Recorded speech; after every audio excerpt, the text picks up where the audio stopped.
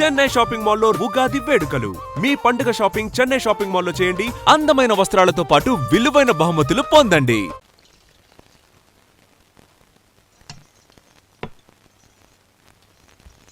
ఏమండి, సాయంత్రం అమ్మాయిని చూసుకోవడానికి పెళ్లివారు వస్తున్నారు. అయితే మర్చిపోతారేమోనని. ఎందుకు మర్చిపోతాను? ఇది 36వ సంబంధం. వాళ్ళందరికీ నచ్చంది వీళ్ళకి మాత్రం నచ్చుతుందా? మర్చిపోతాను. ఏంటో కంగారు? వస్తున్నాను కదా. ఏం కావాలి? 2 ఇంగ్లాండ్ కవర్లు 2 కార్డులు రండి.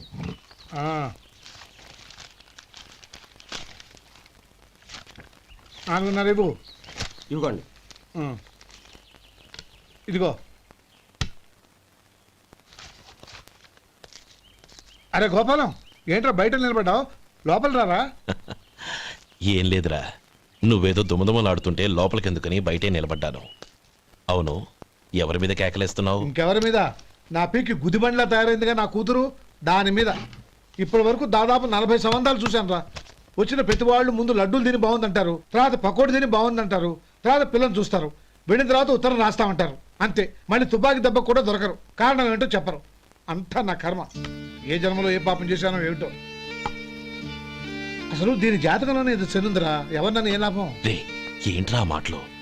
అమ్మాయి బాధపడదు. కొత్తగా బాధపడటానికి ఏముందిరా? తిట్టి నాకు పడి దానికి అలవాటైపోయింది. నా సంగతి సరే, ఏంటి ఇలా వచ్చావు? ఉత్తరం మనీ ఆర్డర్ అంతేగా. రేయ్, నేను మాట చెప్తాను, నువ్వేమనుకో కదా. భలేవాడివి, చెప్పరా. సంపాదించిందంతా తమ్ముళ్ళకే ఖర్చు పెట్టకుండా నీకంటూ కొంచెం వెనకేసుకోరా. నా గురించి నీకు తెలుసుగా. నా తమ్ముళ్ళందరినీ కష్టపడి చదివించి ప్రయోజకులు చేశాను. వాళ్ళు సంపాదించడం మొదలెట్టాక నా మొహం కూడా చుట్టం మానేశారు. ఇవాళ నా కూతుర్ని కనీసం గుమాస్తాకిచ్చి పెళ్లి చేయలేని స్థితిలో ఉన్నాను. నా పరిస్థితి నీకు రాకూడదని చెప్తున్నాను. నాకు అలాంటి పరిస్థితి రాదురా. నా తమ్ముళ్ళు రత్నాలు. Let's go.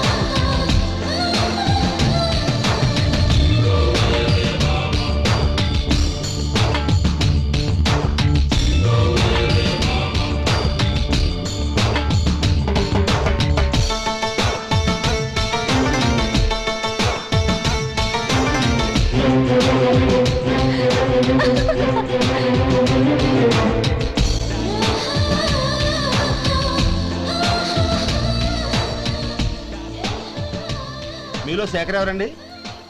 నేనే. ఏ? మీకు మనీ ఆర్డర్ వచ్చింది. ఇక్కడ సంతకం పెట్టండి. రే మధు. అరే శంకరం బాబాయ్, మీరా? రే, ఓ స్పెషల్ టీ బై. రండి కూర్చొని మాట్లాడుకుందాం. ఏంటి ఇలా వచ్చారు? ఏం లేదురా, పట్టణం నుంచి పెద్దోళ్ళు ఎవరో వచ్చారు. మన ఊళ్ళో ఏదో ఫ్యాక్టరీ పెట్టబోతున్నారంట. తోట బంగ్లాలో దిగారు. సరే, వాళ్ళకి ఒక డ్రైవర్ కావాలంట, అందుకోసం వచ్చాను. అవును, అంతకు ముందు నువ్వు మోటార్ ఫీల్డ్ లో పనిచేసావు కదా, నీకు తెలిసిన డ్రైవర్ ఎవరైనా ఉన్నారా? జీతం ఎంత ఇస్తారు బాబాయ్? 2000 దాకా ఇస్తారు. అయితే ఎవరో ఎందుకు, నేనే వస్తాను. ఏంటి, నీకు డ్రైవింగ్ కూడా వచ్చా? మన గ్రాండ్ పరంటే ఏముంది బాబాయ్, తీసుకోండి. జనార్దన్ సార్, మనం కట్టబోయే ఫ్యాక్టరీ సైట్ చూడటానికి ఇంజనీర్లు వస్తున్నారు కదా సార్. స్టేషన్ కారు పంపించడం మర్చిపోకు. అలాగే సార్. శంకరం ఎవరో కొత్త డ్రైవర్ వస్తాడని చెప్పాడు, అతని కోసమే చూస్తున్నాను. ఒకవేళ రాకపోతే నేనే వెళ్ళి తీసుకొస్తాను. గుడ్. ఎవరో చూడు. Okay sir. సార్ నమస్కారం సార్.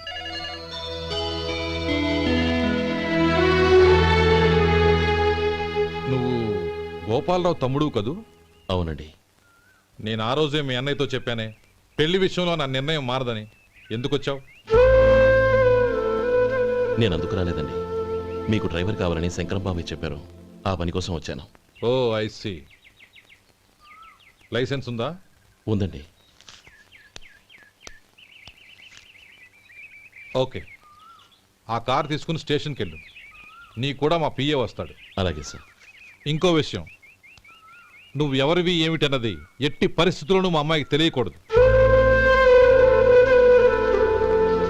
అర్థమైందా? అలాగే సార్. వెళ్ళు.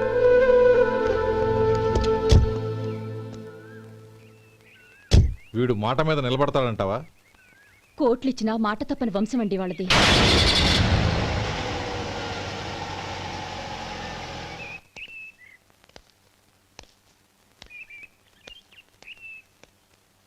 నానమ్మ బియ్యం అక్కడ లేవే, ఇక్కడ ఉన్నాయి. ఆ మాత్రం నాకు తెలీదా? కింద పడ్డ బియ్యాన్ని ఏరుతున్నాలే. అవును, పొద్దెక్కింది, మీకు భోజనాలు వడ్డించమంటారా? సుబ్బారావు గారి దారిలో కనిపించారు నానమ్మ. ఆయన భోజనానికి పిలిచాను. ఆయన వచ్చాక అందరం కలిసి భోజనం చేస్తాం. అలాగేలే. అమ్మా ఆ, రండి బాబు రండి, మీకోసమే ఎదురు చూస్తున్నాను.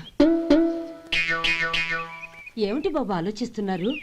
ఇది మీ సొంత ఇల్లు అనుకోండి. రండి బాబు రండి రండి. అదేంటమ్మా అడుక్కునే లోపల తీసుకొచ్చావు? ఎవరు అడుక్కునేవాడు? ఆయన మన అతిథి. అతిథికి సేవ చేసుకోవడం ఎంతో పుణ్యం. అతిథి దేవో భవ అన్నారు, ఎప్పుడు వినలేదా? నీకు ఇష్టం లేకపోతే చెప్పు, పంపించేస్తాను. అంతేగాని అడుక్కునేవాడు బిచ్చగాడని నువ్వేమో అవమానం చేయక్కర్లేదు. మీరు రండి రండి. అమ్మా భిక్ష వేయండి అమ్మా. చే వేదవ సచ్చినాడా! అమ్మా భిక్షమయ్యని ముందే అనుంటే అసలు నిన్ను లోపలికే తీసుకెళ్లేదని కాదు. అమ్మా అని అంతటితో కట్ చేసావు. పోవతలకి మళ్ళీ చుట్టుపక్కల కనబడ్డావో కాళ్ళు చేతులు విరగొడతాను, జాగ్రత్త.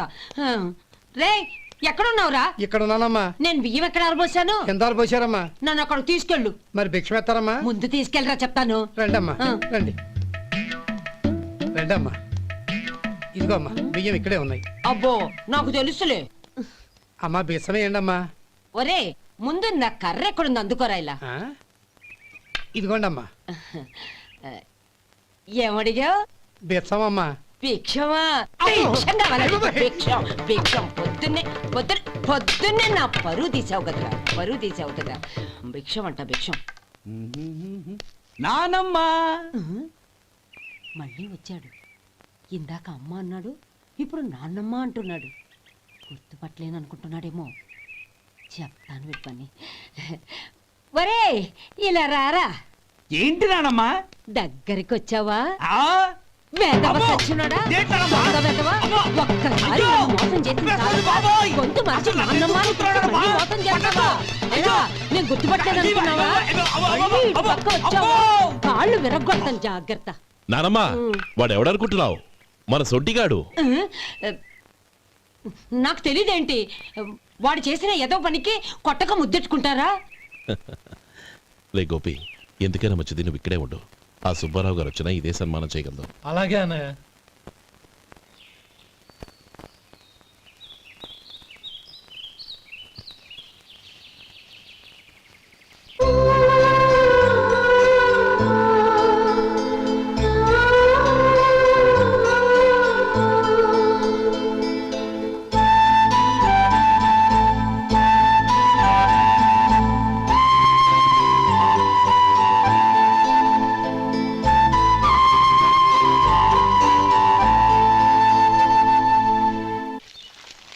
శంకరయ్య, అమ్మా నాకు కాస్త తలనొప్పిగా ఉంది.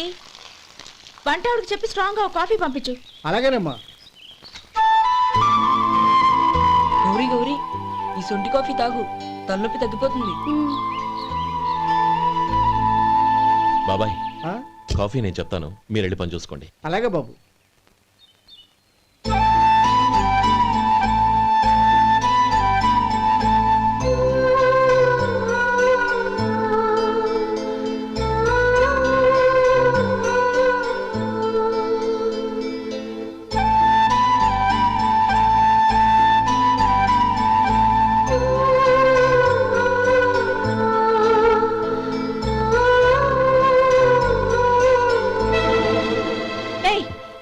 ఎవరు నువ్వు? నేను కొత్తగా వచ్చిన డ్రైవర్ని. మీరు కాఫీ కావాలన్నారంట, తీసుకొచ్చాను. బుద్ధి జ్ఞానం లేదు. లోపలికి వచ్చేటప్పుడు తలుపు కొట్టి రావాలని తెలీదు. క్షమించండి, పొరపాటు అయిపోయింది. సరే సరే, అక్కడ పెట్టేళ్ళు.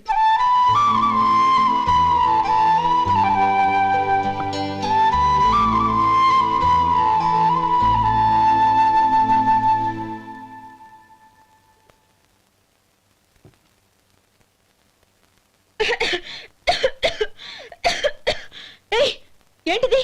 సొంటి కాఫీ మీకు తలనొప్పిగా ఉందని. షడా, నువ్వు డ్రైవర్వా డాక్టర్వా? నేను సొంటి కాఫీ అడిగానా? చెప్పింది చేయడం నేర్చుకో, అతి తెలివి ప్రదర్శించుకో. అయినా నువ్వెందుకు తెచ్చావు? వంట మనిషి ఏమైంది? ఆ, తీసుకెళ్ళి దానికి కాఫీ తామని చెప్పు.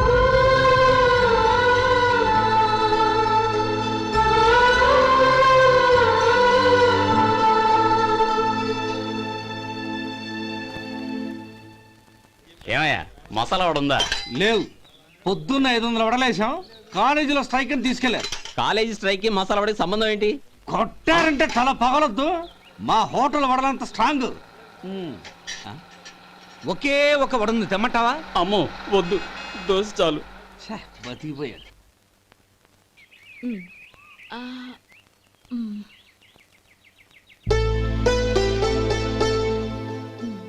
చాలమ్మా, ఈ ఒక్క ముద్ద తినమ్మా ప్లీజ్ నా తల్లి వద్దమ్మా. కదా, ఈ ఒక్క ముద్ద.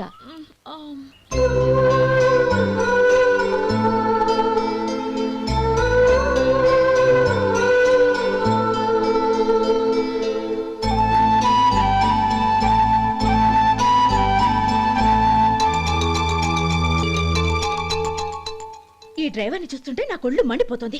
ఏ అతని పద్ధతేం బాలేదు. ఎప్పుడు నన్ను రకంగా చూస్తున్నాడు. అతను అలా చూస్తున్నాడని నీకెలా తెలుసు?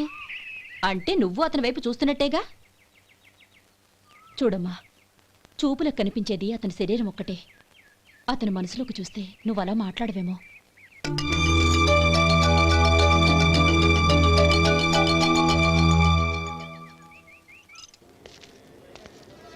నమస్తే పెద్దాయన. నమస్తే. ఏంటి ఎప్పుడు ఇంట్లోంచే కదలరు? ఎక్కడికి బయలుదేరారు? చిన్న తమ్ముడు పట్నంలో డాక్టర్ చదువుతున్నాడు కదా, ఆ. వాడిని చూసొద్దామని. అలాగా, మంచిది, వెళ్ళండి. వస్తానండి. రారా. పద.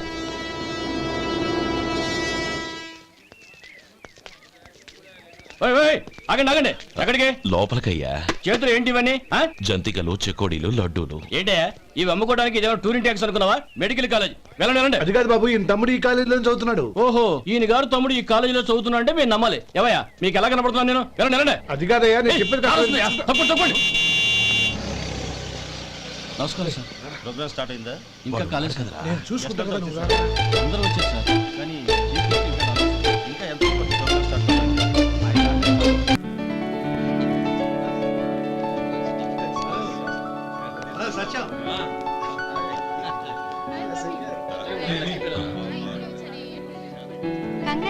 Thank you so much. రే శేఖర్, కంగ్రాట్స్ రా, అద్దరు కొట్టేసా. ఒరే గోపాలం, నీ తమ్ముడిని అందరూ పొగుడుతున్నారా? ఒకవేళ ఫస్ట్ క్లాస్ వచ్చిందేమో. మరి ఊరికే పొగుడతారా? నా తమ్ముడంటే ఏమనుకున్నావు? రే శేఖర్, మా డాడీ రా, కమిషనర్ ఆఫ్ పోలీస్. నమస్కారం అండి. నా friend Shekhar. Congratulations my boy. Thank you sir. ముందుకెళ్దాం పదరా. లేదే, వద్దురా. ఏ తమ్ముడు డాక్టర్ చదవడం మనకి గర్వంగా ఉండొచ్చు కానీ ఈ పల్లెటూరుని తన అన్నయ్య అని చెప్పుకోవడానికి వాడికి ఇబ్బందిగా ఉంటుంది. పైగా వాడి చుట్టూ పెద్ద పెద్ద వాళ్ళంతా ఉన్నారు. ఇలా దూరం నుంచే చూద్దాం. డియర్ స్టూడెంట్స్, మన కాలేజీ రజతోత్సవం జరుపుకునే సందర్భంలో మన కాలేజీ అంతా గర్వపడే విషయం, మీరందరూ ఆనందించే విషయం ఒకటి చెప్తాను వినండి. మన final year student mister Shekhar eradication of cancer in the new millennium అనే విషయం మీద ఒక అనలిటికల్ ఆర్టికల్ రాశారు. ఆ పేపర్ను all India medical council approve చేసింది. ఆ స్టూడెంట్ని, మన కాలేజీని కూడా అభినందిస్తూ నిన్ననే ఒక లెటర్ వచ్చింది.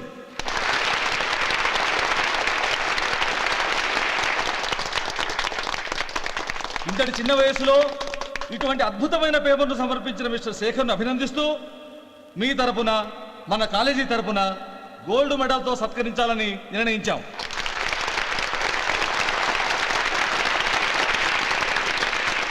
Mister Shekhar, please come on to the dais. Give him a big hand.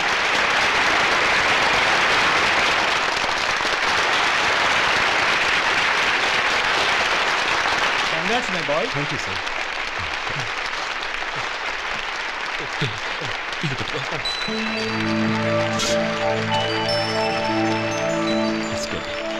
తీసుకోండి, తినండి బాబు. మీరు తీసుకోండి. గౌరవనీయులైన హైకోర్టు జడ్జ్ శ్రీ రామ్మోహన్ రావు గారిని వారి చేతుల మీదుగా గోల్డ్ మెడల్ బహుకరించవలసిందిగా కోరుతున్నాం. ఏయ్, ఏయ్, మిమ్మల్ని లోపల రావద్దంటే నాకు కళ్ళు కప్పి లోపలికి వస్తారా పోయింది బయటికి. అది కాదు బాబు, ఒక్క నిమిషం చూసి వచ్చేస్తాం. ఏ అమ్మిని చాలవా నడవండి బయటికి. అమ్మడం కాదు, నేను చెప్పేది వినండి. ఆడిటోర్లో లడ్లు అమ్ముతారు సార్. ఏమయ్యా ఇదేమన్నా బస్ స్టాండ్ అనుకున్నావా ఇలా బతికండి సార్ లేదండి. బయటికి. ఇదేమన్నా పెద్ద కథ కాదు. చంద్రం, చంద్రం, నేను చెప్పేది విను. చంద్రం, గొడవ వద్దు చంద్రం.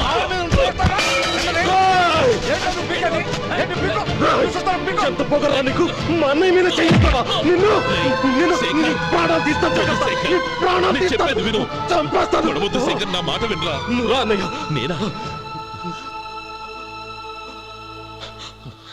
డియర్ స్టూడెంట్స్, నేనేదో గొప్పగా సాధించానని నన్ను అందరూ ప్రశంసించారు. ఈ ప్రశంసలన్నిటికీ కారణం నేను కాదు, ఈయన మా అన్నయ్య. మా అన్నయ్య కనుక నన్ను కష్టపడి చదివించుండకపోతే నేను ఈ పాటికి ఏ పల్లెటూళ్ళలోనూ గేదెలు కాసుకుంటూ ఉండేవాడిని. ఈయన ముతక బట్టలు చూసే కదా అవమానించారు. ఈ రోజు నేను ఈ స్థితిలో ఉన్నానంటే కారణం ఈ ముతక బట్టలే. నేను తెల్ల కోటు వేసుకుని డాక్టర్ని కావాలని ఈయన కాడి కట్టి దుక్కి దున్ని తన జీవితాన్నంతా బురదలో గడిపారు. డియర్ ఫ్రెండ్స్, నా తల్లిదండ్రులు నేను చూడలేదు. అటువంటి నాకు ఒక తల్లి తండ్రి పెంచి పెద్ద చేసి నాకు జీవితాన్ని ఇచ్చిన మహానుభావుడు మా అన్నయ్య. నాకు వేరే దేవుడు లేడు, మా అన్నయ్య నాకు దేవుడు. నాకు దొరికినట్టు మా అన్నయ్య లాంటి బంగారు అన్నయ్య ఈయనకి లేడు. అలా ఉండుంటే ఈయన కూడా ఎన్నో సాధించేవారు. మీ అందరిలాగా సుటు పుట్టు వేసుకుని ఇక్కడికి వచ్చి శేఖర్, అన్నయ్య.